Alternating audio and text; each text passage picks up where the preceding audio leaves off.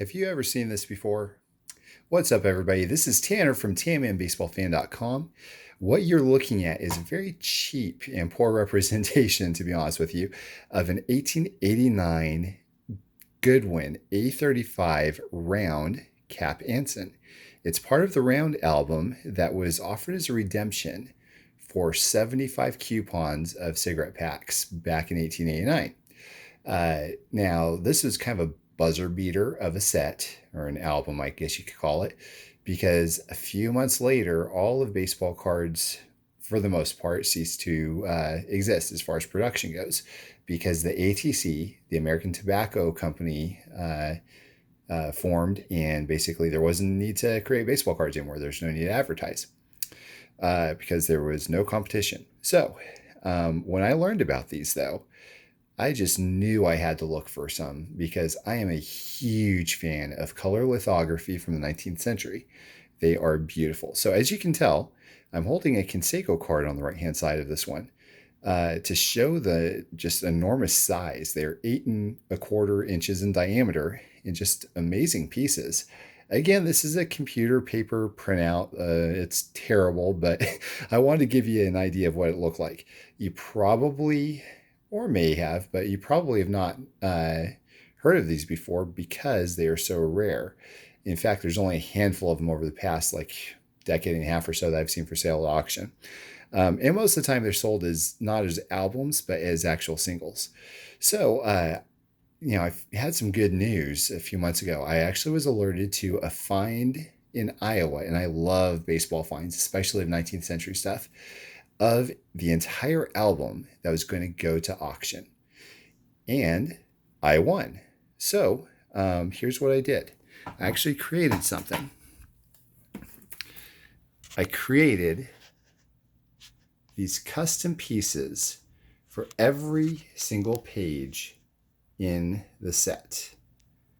So let me show you what we're looking at here.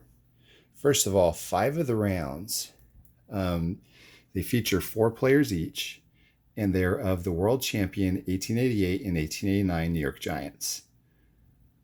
So there's the first one, and this is 5/8 of an inch thick, 12 inches by 9 inches. And it is sturdy. It is very glossy. The artwork that I created was actually printed on the backside of the plexiglass of the acrylic. So hopefully you can kind of get a feel for how just high-end this is. And by the way, the very top, this is a tray. I actually invented this new holder because this is not just encased permanently. That you can actually slide the tray out and the piece will come out by itself, which is really cool. So that's one. This is another. And just look at the color.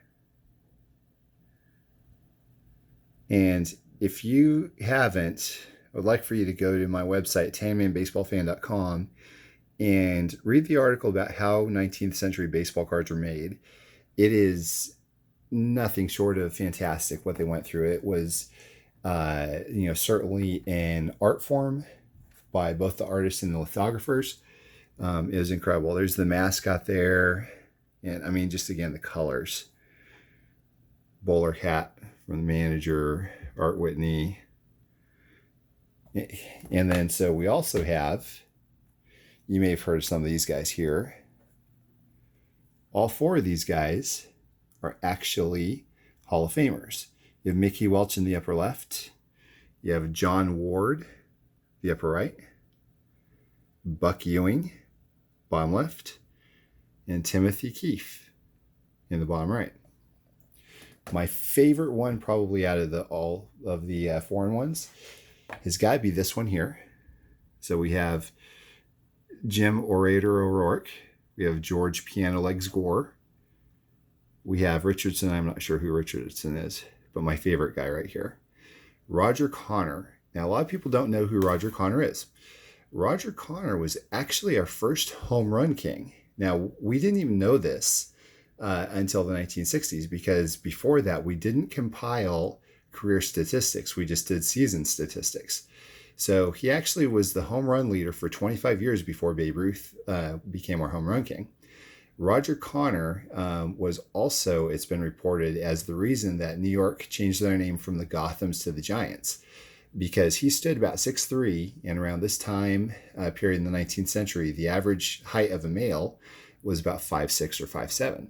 He was also the one that hit the first Grand Slam, which actually ended up in walk-off fashion. So really, really cool stats there and really cool facts. I will put these up.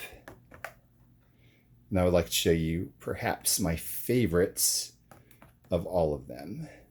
And I will also match them up with a few baseball cards they have, just to kind of get you an idea of what they all look like. So this guy right here, Charles Comiskey, I'm going to put him up on his holder so we can get an idea. You see again, you see just the light shining off. That's how glossy it is. And you see all of the ornate details that they did. They took their time doing these. So it's Goodwin and Company, Old Judge and Dog's Head.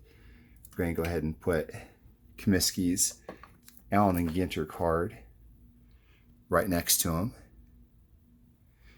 So you see that there. You see a whole lot more work was done in this piece right here, of course.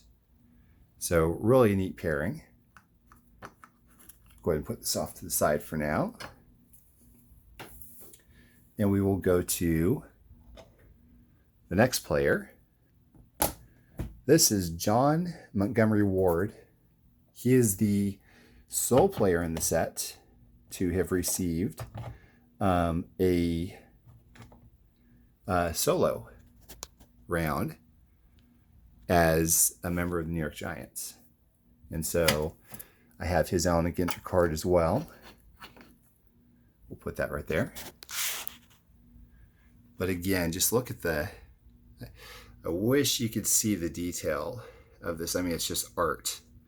And it's very reminiscent of Allen and Ginter, if you look at him. So it's got a real nice, clean white background. It's got the color splash behind the player. Well, kind of like they do in Allen and Ginter as well. There they are. Put good old Ward up. Let's go to the next one. This next player here, you've heard of, no doubt, is the first main player of, well, actually, I need to get back behind him real quick. It is the first superstar in pro baseball, Cap Anson. And so, as you can tell, there's a difference between the artwork they did up there and this. This is really to kind of pay respects to the artist of his Goodwin baseball card. Now, as I've been told, the reason why the background of the Cap Anson 1888 Goodwin cigarette card is like this is because there's a sunset, because he was in the sunset of his career. So there they are together.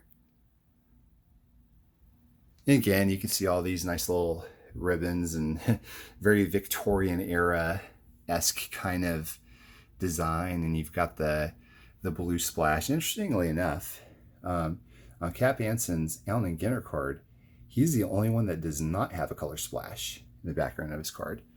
Not sure why. I don't know. But anyways, there they are together. As far as the players go, last but not least, probably my favorite, Mike King Kelly.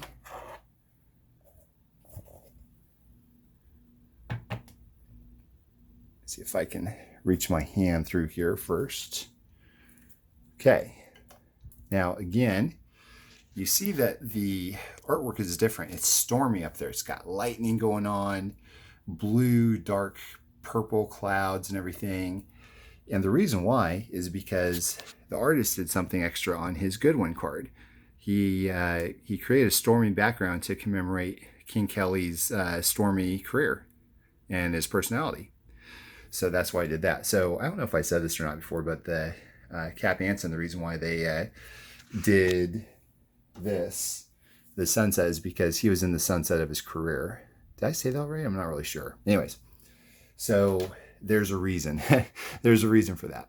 So there's a few other things I want to show you before we wrap up here. So let me put all this stuff back. And this is kind of a fun thing for me because like the way these are right here, like to me, this is like its own piece, its own solid entire piece. You see the back there? Every one of these has a back. Think of this as like a jumbo Allen & Ginter back, but with the old Judge advertisement. So let's put this off to the side here. And I'll kind of show you where I got that from. I got that from this. The actual album had this as an inside cover piece as a mascot. I had never seen him before. It wasn't in the greatest condition, like you could see, had some tape and rips and everything on the side. But for the most part, the main mascot itself was just beautiful. Love the font. I love everything about this guy. And of course, this is a full color lithography advertisement. Shows Old Judge, Dog's Head, Gypsy Queen. The back of this piece here is not visible. So I made the back of this piece the back of this. Now, as you can tell, I fused my artwork all around with the round. Kind of like what I did with this. So you can see that there, Old Judge, Old Judge. And it just worked out perfectly. Last but not least, I really love this one. This is for Dog's Head. And this is the mascot. Now, I use that as the back of the foreign ones. So all of the ones that have 4 players on it, here's the back. Here's what it looks like. So you can see where how I got that. So anyway, there we go. I adore those mascots. I think they're the coolest thing ever, almost as much as I love the players. But so anyways, that is that, guys. Thank you all for watching. Let me know what you think, and have a great day.